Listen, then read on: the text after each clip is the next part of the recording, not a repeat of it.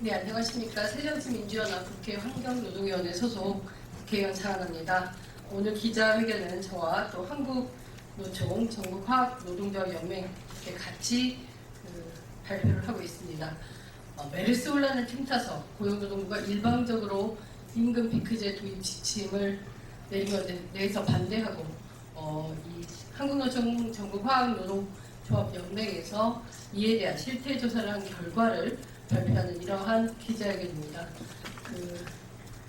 고용노동부 이기관 장관은 최근 각종 언론 인터뷰를 통해서 소위 민간 기업의 임금 피크제 도입 지침을 이달 내에 발표할 것이다 라고 공공연하게 밝히고 있고, 이런 임금 피크제가 중장년의 고용 불안과 특히 청년 고용 이 두 가지를 모두 해결할 수 있는 방안이라고 설명하고 있습니다. 그러나 청년 고용을 볼모로 해서 사실상 친재별 그리고 반노동자적인 노동시장 구조 계약을 하고 있는 것을 우리 화학노련에서 실태조사를 통해 밝혀냈습니다. 저는 이 실태조사를 바탕으로 고용노동부도 실제로 청년 고용에 도움이 되는 이러한 제도를 도입할 것이고, 청년을 팔아먹으면서 이런 기업들에만 좋은 노동시장 계약을 하지 말 것을 이렇게 촉구를 합니다. 오늘 기자회견은 제 오른편에는 한국노총 전국화학노동조합연맹 김동영 위원장님 자리하셨습니다. 그러면 위원장님으로부터 임금 피크제 도입과 고용 증가에 대한 화학노련의 실태조사 결과를 일단 들으시겠습니다. 네, 화학노련 위원장 김동명입니다. 간단하게 말씀드리겠습니다. 임금 피크제 도입에 따른 고용 증가에 대한 현황을 파악하기 위해서 우리 연맹 기존의 임금 피크제 시행 중인 사업장을 중심으로 실태 조사를 하였습니다. 그 결과 임금 피크제 도입이 고용 증가에 미치는 영향은 거의 없었습니다. 정부에서 일방적으로 추진하는 임금 피크제 지침이 사실은 고용 증가가 아니라 정말로 노동자들의 임금을 삭감하는 그런 부실로 악용될 뿐이라는 그런 결과를 얻었다는 말씀을 드리겠습니다. 예, 이상입니다.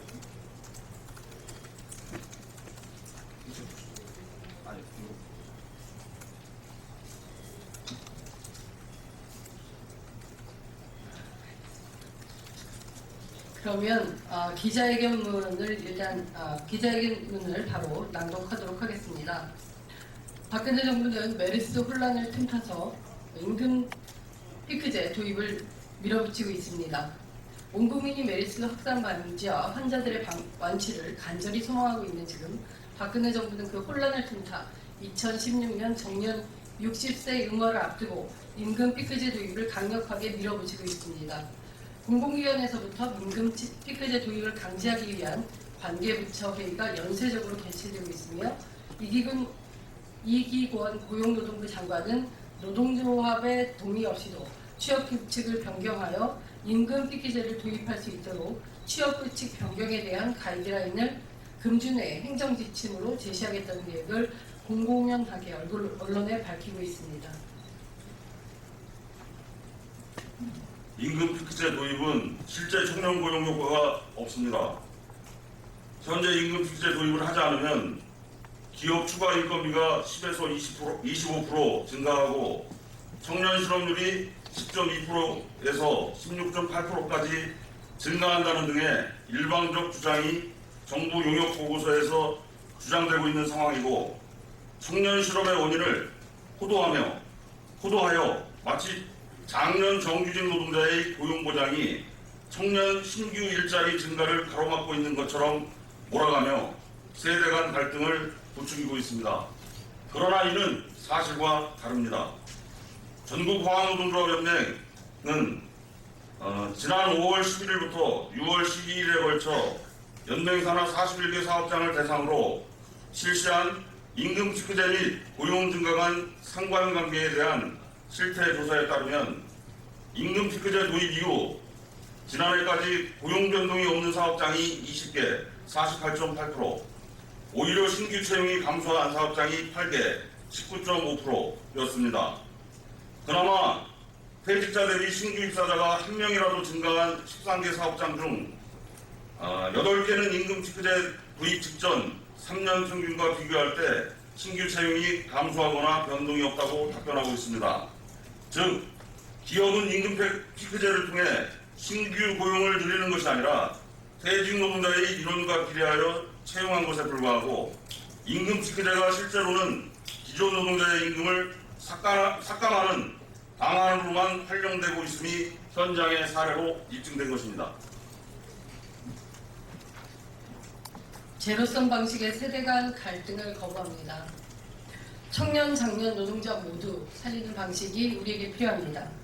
현재 박근혜 정부의 세대 간 상생고용 지원 제도 등 임금 피크제 도입 방안은 일자리의 양적 증대가 불가능하다는 전제하에서 청년과 기성세대 등 전체 노동자가 상호 간의 고통 분담을 해야 한다는 것입니다. 결국 작은 파이를 노동자들끼리 나누라는 강요입니다. 그러나 이러한 방식은 기업 등 사측의 고통 분담이 없고 청년 실업 해결의 주체가 박근혜 정부가 되어버리는 이상한 해법입니다. 이처럼 청년 일자리와 고용 창출이라는 국가적 문제를 450조 원이라는 막대한 산의 유보금을 쌓아둔 재벌 등 기업에게는 그 사회적 책임을 전혀 묻지도 않고 노동자들 간의 밥그릇 싸움으로만 만들어버리는 박근혜 정부의 발상에 분노가 치밀어 오릅니다. 박근혜 정부는 노동자들 간의 싸움을 붙일 것이 아니라 기업들의 사회적 책임을 물어 고용 안정과 더불어 일자리를 늘리는 제대로 된 일자리 정책을 시행해야 합니다. 이에 우리는 박근혜 정부의 임금 피크제 도입 강요를 청년을 볼모 삼은 박근혜 정부의 임금 삭감 시나리오로 규정하고 즉각적인 중단을 촉구합니다. 이에 단호하게 제로섬 방식의 세대 간 갈등을 거부하고 청년, 장년 노동자 모두를 살리는 노동시장 방식을 만들어가야 함을 호소합니다. 따라서 고용노동부는 임금 피크제 도입 지침을 즉각 중단하고 박근혜 정부는 청년 고용에 대한 기업의 책임 분담 방안 등 근본적 해결책을 즉각 마련해야 할 것입니다. 이는 국민의 준엄한 명령입니다. 2015년 6월 15일 국회 환경노동위원회 국회의원 장하나 그리고 전국 화학노동조합연맹 위원장 김동명 이상입니다. 네, 앞서 기자회견에서도 말씀드렸듯이 지금 박근혜 정부는 계속 그 청년 장년 간의 세대 간 갈등으로 현재의 모든 사회 문제를 왜곡시키고 있습니다. 연금개혁에서도 세대 간 도적질이라는 그런 문영표 복지부 장관의 발언이 정말 심각한 문제가 되었습니다. 근데 이 고용 문제에 대해서도 이 문제를 노동자들 간에 풀어라. 기득권을 가진 노동자가 청년 일자리 문제의 주범인 것처럼 이렇게 만들어가고 있습니다. 하지만 노사정이 고통분담한다라고 하고 있을 때 사용자 측, 즉 기업의 고통분담은 전혀 이야기하지 않고 있는 것이 박근혜 정부의 이상한 셈법입니다.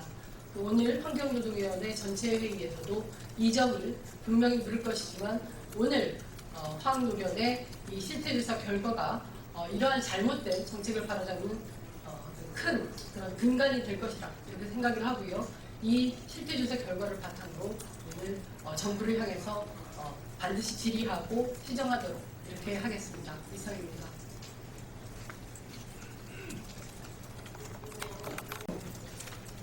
국회법 관련입니다. 정의와 국회의장은 국회법 개정안에 대해 여야가 중재안을 받아들이든 거부하든 오늘 중으로 정부에 이송하겠다고 밝혔습니다. 새정치민주연합은 오늘 의원총회를 열고 정 의장이 제의한 중재안에 대해 논의한다는 방침입니다. 국회법 개정안은 여야 합의로 통과시킨 법안입니다. 여야는 합의 처리한 국회법 개정안에 대한 논란을 종식시키기 위해 함께 최선을 다해야 합니다. 새누리당은 이미 정의장의 중재안을 수용한다고 한 바가 있습니다. 야당의 결단만 남은 셈입니다. 메르스 사태와 가뭄, 경제 살리기 등 국내 외적인 상황이 녹록치가 않습니다. 현안이 산적한 상황에서 국회법 개정안을 두고 논쟁을 이어가는 것은 국가적 손실만 야기하는 것입니다. 새정치민주연합 이종걸 원내대표는 지난주 정의와 의장의 노력을 존중한다고 밝혔습니다. 이 원내대표의 존중이 오늘 의총에서 가시적인 성과로 이어지기를 기대합니다. 임시국회 관련입니다.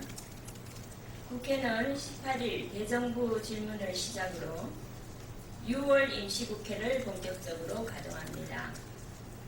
국회는 상반기에 공무원연금 개혁안을 처리하는 등 나름의 성과를 보였습니다. 하지만 아직까지 경제활성화법 처리 등 해야 할 일이 더 많이 남아있는 상황입니다. 이번 6월 임시국회에서는 정쟁을 지향하고 부지런히 움직여 발목할 만한 성과를 내야 합니다.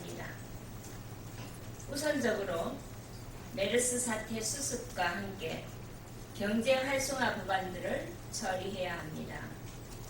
각 상임위들도 각 현안들에 대해 논의하고 산적한 법안들을 심의하고 처리하는 데 매진해야 합니다. 지금 대한민국은 대내 외적으로 어려움이 많습니다. 어려움이 많을수록 정치권이 한마음 한뜻으로 국민을 위해 일해야 합니다. 정쟁보다는 정책을, 반목보다는 화합의 자세로 사명감을 가지고 국정에 임해야 합니다. 국회는 더 이상 민생과 경제를 외면해서는 안 됩니다. 정쟁에 매몰돼 이를 놓치지 않도록 여야가 함께 분발해야 합니다.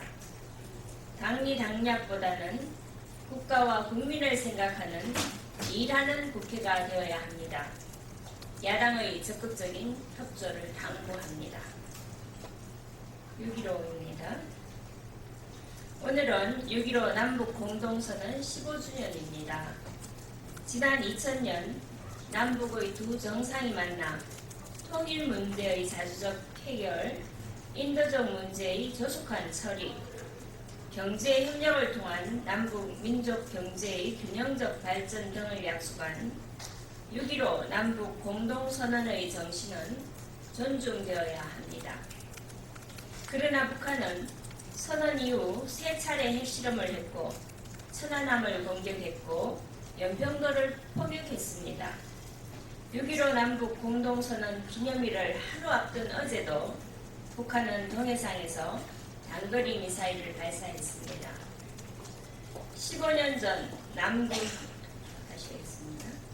15년 전 남북이 함께 한 마음으로 역사를 기록한 그날의 정신은 화해와 협력이었습니다. 그리고 이를 이행하기 위한 남북 간 대화는 가장 기본적인 조건입니다. 한반도 평화를 위한 북한의 진실성 있는 태도 변화가 필요합니다. 진솔한 대화에 대한 확고한 의지로 남북 당국 간 대화에 임해줄 것을 촉구합니다. 정부 또한 대화 재개를 위해 노력을 하고 한반도 신뢰 프로세스를 추진하기 위해 만전을 기해줄 것을 당부합니다. 새누리당은 6.15 남북 공동선언의 정신을 이어받아 대화와 협력의 남북관계를 조성하는 데 최선을 다할 것을 약속드립니다. 이상입니다. 이제 메르스 사태보다 더 무서운 위정자들의 행태와 관련해서 말씀드리겠습니다. 메르스로 국민들의 건강이 위협받는 상황이 심각한 지경입니다. 현재 메르스 확진자는 150명에 격리 대상자는 5,216명, 사망자는 16명입니다. 도대체 줄어들 기미는 보이지 않고 정부의 대처는 여전히 신뢰할 수가 없습니다. 그런데 메르스보다 더 무서운 것은 위정자들의 행태입니다. 박근혜 대통령은 어제 동대문 상가 일대를 돌면서 상인들에게 격려를 건넸다고 합니다. 아직도 제 역할이 뭔지 파악 못하는 대통령이 마스크도 쓰지 않고 돌아다녔다고 자화자찬입니다. 이 메르스 사태는 여전히 남의 일인 모양입니다. 자기들만 살자고 열탐지기 설치했던 일이 엊그제입니다. 이에 대한 청와대의 브리핑 내용도 한심하기 이를 데 없습니다. 더운데 우리들을 도와주시려고 일요일인데도 나와주셨네요. 대통령 최고. 같은 멘트로 내용이 가득 차 있습니다. 지금 이따위로 대통령 찬양이나 할 때입니까? 국민들 약 올리려고 작정한 것입니까? 메르스 확진자 중 절반이 나왔다는 삼성 서울병원은 어제 부랴부랴 부분 폐쇄 결정도 찔러내고 사과를 했습니다. 이를 키울 만큼 키우고서야 조치를 취하겠다고 나서는 것입니다. 이 사태는 재벌 지키자고 국민 생명 내팽개친 정부의 고의적 태업이 없었다면 벌어지지 않았을 일입니다. 건강과 생명의 자본이 노골적으로 개입하면 어떤 일이 벌어지는지 여실히 보여주고 있는 것입니다. 새누리당 김무성 대표는 이 사태에 대해 책임을 지우겠다고 말했습니다. 당연히 그래야 합니다. 다만 애꿎은 말단지가 몇 명 괴롭히는 선에서 끝나지 않길 바랍니다. 벌써 애꿎은 국민 16명이 목숨을 잃었습니다. 가장 큰 책임을 져야 할 사람은 박근혜 대통령이라는 사실도 잊지 말기를 바랍니다. 아울러 아직도 괴담 타령이나 하면서 애꿎은 국민 잡겠다는 한심한 이들도 좀 어떻게 해주시기 바랍니다. 김문수 전 경기도지사는 메르스 사태에 대해 국민들의 핵무기보다 중동 낙타 독감에 더 난리라며 대한민국이 웃기다는 철없는 소리를 내뱉었습니다. 뭐라 더 할 말이 없습니다. 계속 그렇게 철없이 사시길 바랍니다. 다만 정치는 더 이상 하지 않기를 바랍니다. 그 정신으로 뭔가 했다가는 국민들이 남아나지 않을 것 같습니다. 이렇듯 나라꼴이 말이 아닙니다. 국민들 보기에 부끄럽지 않습니까? 무능도 정도껏 보여줘야 합니다. 그나마 충고와 질타라도 들을 수 있을 때가 차라리 다행이라는 것을 알아야 합니다. 여기서 더 나아가면 누구도 감당할 수 없는 일이 벌어집니다. 잘 새겨 듣기를 바랍니다. 오늘 6.15 남북 공동선언 15주년입니다. 오늘은 6.15 남북 공동선언이 발표된 지 15년째가 되는 날입니다. 남과 북의 정상이 대결과 적대의 세월을 끝내고 화해와 평화 그리고 통일의 이정표를 세우는 날입니다. 6.15 공동선언으로 막혔던 길이 열리고 민간 교류의 장이 확대됐으며 개성공단의 막이 불났습니다. 마침내 서로의 마음도 열려 이것이 14선으로 이어지면서 한반도 평화와 동북아의 안정을 가져올 수 있었습니다. 그러나 이명박 박근혜 새누리당 정권의 지난 8년은 이 모든 성과를 원점으로 되돌려 놓았습니다. 열렸던 길을 막고 민간 교류를 금지하며 개성공단을 위기로 몰아넣었습니다. 한반도의 영구적 평화 실현을 위한 구체적 로드맵은 없이 통일 대박이라는 앙상한 허상만으로 또다시 대결의 시대로 회귀했습니다. 지금과 같이 강대강 대결로는 한반도 평화를 실현할 수 없음은 역사의 엄중한 교훈입니다. 더욱이 일본이 군사 대륙화를 향한 폭주가 이어지고 동북아 정세는 하루가 다르게 급변하고 있는 상황에서 남북 간 화해와 평화를 위한 노력은 선택이 아닌 필수입니다. 늦었지만 박근혜 정부는 오늘을 계기로 이제라도 6.15 정신 회복에 나서야 합니다.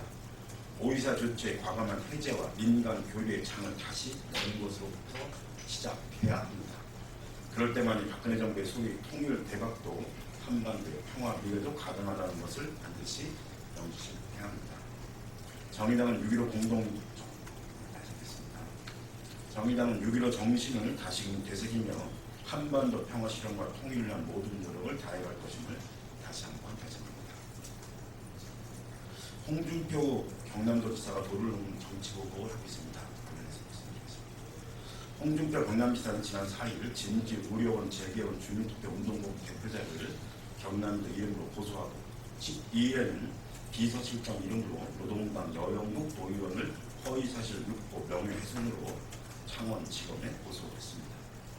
메르스 확진 환자가 경남도 내에서도 발생하고 공공의료원의 존재 이유가 분명해지면서 진주의료원 재개원을 위한 주민투표 청구 서명에 많은 도민들의 관심을 보이자 운동본부 측의 기자회견 내용은 유리하게 명예훼손으로 고소한 것입니다.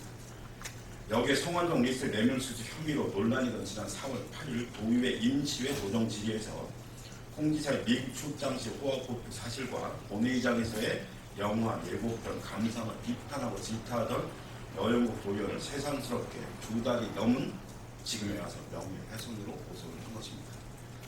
홍준표 경남도 지사의 고소는 도를 넘은 정치 보복으로 매우 부당합니다. 경남도라는 공공기관의 명예훼손의 법적 당사자가 되는지 여부를 차고라도 메르스 방지책을 세워 경남도민의 건강과 생명을 지키기보다는 자신 지키기에만 열중한 모습의 아른 실색입니다. 또한 성완종 리스트 연루 인물로 반성하고 성찰해야 할 홍 지사가 적반하장으로 여영국 도의원을 고소한 것 역시 적반하장입니다. 도정 질의가 2달이나 지난 시점인 점, 뇌물수수 혐의로 검찰 기소가 임박한 시점이라는 점에서 궁지에 몰린 홍 지사의 안쓰러운 몸부림으로밖에 보이지 않습니다. 홍 지사 행태는 재갈 누리기 정치 보복이자 철진한 악장 드라마입니다. 이런다고 홍 지사에 대한 정당한 비판이 사라지는 것은 아닙니다. 즉각 운동본부 대표자와 여의원에 대한 고소를 철회하 강력히 촉구합니다. 오늘은 6.15 남북공동선언 등 몇 가지 문제에 대해서 논평을 하겠습니다. 6.15 남북공동선언 15주년을 맞아서 오늘은 남북의 정상이 처음으로 만나 손을 마주잡고 남북관계의 새로운 지평을 연 역사적인 날입니다. 6.15 공동선언으로 민족의 화해와 남북의 협력이라는 새로운 지평이 열렸고 한반도 평화와 민족의 공존을 위한 큰 버팀목이 되었습니다. 그러나 적대와 대결의 시대를 끝내려는 노력은 이명박 정부가 들어서며 멈췄으며 남북 간에는 다시 반목과 대립의 긴장감만이 흐르고 있습니다.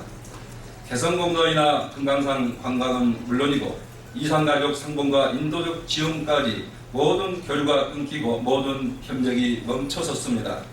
곧이라도 허물 것 같았던 휴전선은 다시금 굳건함을 과시하고 있으며 남북 간에는 차가운 탐색의 시선만이 오가고 있습니다. 이제는 다시 나아가야 할 때입니다. 지난 8년간 거꾸로 돌았던 시계의 바늘을 이제 정상으로 돌려놓아야 합니다. 그러기 위해서는 5.24 조치를 해제하는 등 경색된 남북관계를 풀기 위한 선제적 노력이 필요합니다. 북한의 태도 변화만을 기다리는 것이 아니라 북한의 태도 변화를 이끌어내겠다는 주도적 자세를 박근혜 정부에 촉구합니다. 6.15 공동선언 15도를 맞아서 통일 대박을 말씀하는 박근혜 대통령께서 남북관계의 대박 같은 경사를 만들어 주기를 진심으로 기대합니다. 다음은 위안부 문제 등 일본 역사 애국의 무능무책인 무대책 일관하는 외교부에 대해서 논평을 하겠습니다. 주일 대한민국 대사관이 홈페이지에 일본의 역사 애국 표현을 수정하지 않고 그대로 사용하고 있는 것으로 드러났습니다. 을사보호조약, 안중근 의사의 이토 히로부미 암살, 단일합방 등 일본 정부의 삐뚤어진 시각에서 만들어진 용어를 우리 정부가 수정하지 않고 사용하고 있었다니 어이가 없습니다. 혹여나 수정하지 않았다는 사실 자체를 모르고 있었다면 아니라고 무책임한 외교부의 단면을 보인 것으로 더 큰 문제일 것입니다. 최근 위안부 할머니 두 분이 최근 위안부 할머니 두 분이 연이어 별세하셨지만은 서가 한마디 없는 일본 정부에 대해서 질타 한마디 하지 않고 무대책으로 일관하는 것이 지금 외교부의 모습입니다. 외교부 형태가 이러하니 위안부 문제 등과 관련한 아베 정부의 물타기와 꼼수에 번번이 뒤통수를 맞는 것도 어쩌면 당연한 결과가 되었습니다. 위안부 문제를 들여단 일본의 위안부 문제를 비롯한 일본의 왜곡된 역사 인식을 바로잡는 것이 한일 갈등을 해소하고 한일 국교 정상화 50주년을 맞아 양국 관계를 진전시킬 수 있는 핵심입니다. 외교부는 무능무책인 무대책 대응으로 대일외교의 혼란만 더하지 말고 위안부 문제 등 일본 역사 왜곡 문제에 대한 명확한 태도를 보일 것을 촉구합니다. 검찰 박원순 시장 수사 진실을 밝히는 것이 죄가 됩니까? 박원순 시장이 메르스와 관련해 허위사실 박원순 시장이 메르스와 관련해 허위사실을 유포한 혐의로 검찰이 수사에 착수했다니 번지수를 잘못 찾아도 한참 잘못 찾았습니다. 수사를 받아야 할 것은 무능력한 정부와 보건당국자이지 진실을 밝힌 박원순 시장은 아닙니다. 안이한 인식과 대처로 사태를 걷잡을 수 없이 확산시킨 정부의 행태에 대해 지적하는 것을 허위사실 유포라고 하는 것은 어불성설입니다. 결국 정부의 부실 대응을 지적하는 야당 자치단체에 대한 수사하는 점에서 보복성 수사라는 혐의를 지우기 어렵습니다. 새정치민주연합은 그동안 사태가 조속히 종식되기를 기대하며 정부가 지금은 사태에 전념할 수 있도록 책임론을 최대한 자제해 왔습니다. 그런데 적반하장으로 정부의 잘못을 지적하고 바로 잡으려는 박원순 시장을 수사하겠다니 어처구니 없습니다. 검찰은 고발이 들어와 수사를 한다는데 보수단체의 고소고발에 이은 검찰의 수사와 기소는 기획수사와 야당 탄압의 공식이 된 지 오래입니다. 메르스를 차단하기보다는 메르스에 대한 정보를 차단하기 급급했던 정부이기에 박원순 시장이 두려웠던 모양입니다. 새정치민주연합은 진실을 밝힌 박원순 시장이 부당하게 탄압받는 일을 절대 묵과하지 않을 것입니다. 또한 메르스 사태로 불안에 빠져 있는 국민들에게 정부가 보내는 메시지가 침묵하라는 경고라면 새정치민주연합은 결연하게 맞서 싸울 것입니다. 문재인 대표 권선택 대전시장 격려 방문 관련해서 논평을 하겠습니다. 오늘 문재인 대표는 권선택 대전시장을 격려하기 위해 대전고등법원을 방문합니다. 권선택 시장에 대한 정치적 기소와 재판은 야당 소속 자치단체장에 대한 무리하고 공정하지 못한 법 집행으로 지적되어 왔습니다. 통상적 정치 활동마저 처벌하는 것은 도무지 이해할 수 없는 무리한 법 집행으로 야당에 대한 탄압이 아닐 수 없습니다. 문재인 대표는 권선택 시장을 비롯한 야당 지도자에 대한 탄압에 대해서 결연한 항의의 뜻을 밝히기 위해 오늘 대전행을 결정했습니다. 이상입니다.